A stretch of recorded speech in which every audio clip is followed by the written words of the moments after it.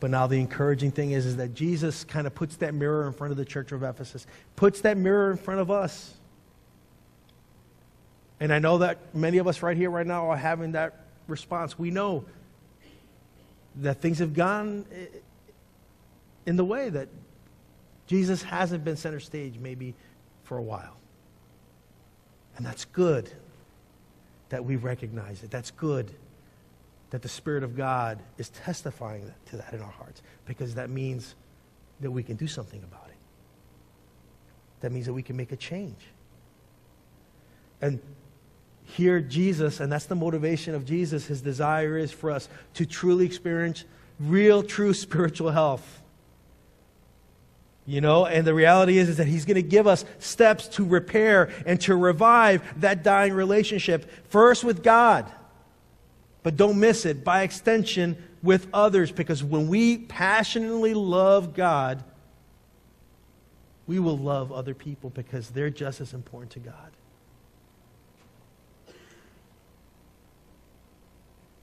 You know, relationships have to be cared for and have to be given time. And Jesus gives us a prescription. He begins by saying this in verse 5, the very first part of verse 5. He says what?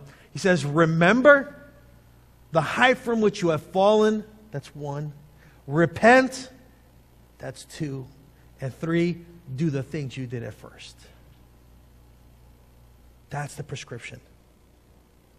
To remember where you came from. Remember how it started. Let me tell you one of the things I love to do, one of the things I've learned that I have to do is I've got to remember what God has done in my life. I have to share my story. I love to share my story because as I share my story, I remember all that God has done already, how he's proven himself over and over again. And I remember those first days, that first year, those first years with him.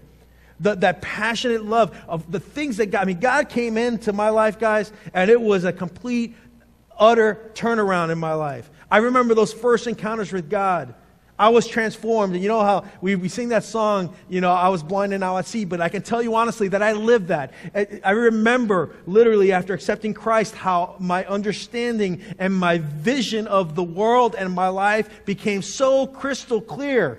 The things that I needed to change, the things that I was doing wrong, the things that were bringing me hurt and pain. Not only that, but the joy of understanding and seeing the world through the eyes of Christ. It was an amazing transformation, and it happened immediately in my life.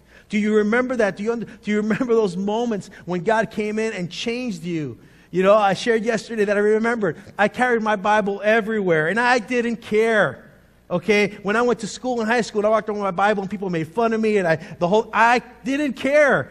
I took my Bible to the Burger King. I took my Bible to the McDonald's. I took my Bible to the mall. It didn't matter because I had a passion. I loved God. And nothing was going to get in the way of that. And I was hungry, and I would read the Word. And any time that the door of the church was open, I was there. I remember being part of church, and I would do anything because I love to share my story. I've shared it before. I would walk through the streets. Listen, I did street evangelism. I stopped people on the street that I didn't know. Remember, and understand that this was a complete transformation from who I had been just days before. Why? Because I was in love with God. You know, that passion, guys. Do you remember that passion? Do you remember that? Hebrews 10:32, Paul says this to the church. He says, think back on those early days when you first learned about Christ. Remember how you remained faithful even though it meant terrible suffering. Remember how it didn't matter. It didn't matter what people were thinking about you. It didn't matter the difficulties. You know, like I shared, my family really had a hard time when I got saved. They thought I was crazy. You know, it didn't matter. I said, sooner or later, you guys will figure it out. You know, it didn't matter. And Paul goes on to explain. He says, why do we do this? I love this. Okay, check it out. Verse 34. He says, you knew that there were better things waiting for you that would last forever. You see, you began to have this eternal perspective that you just never had before.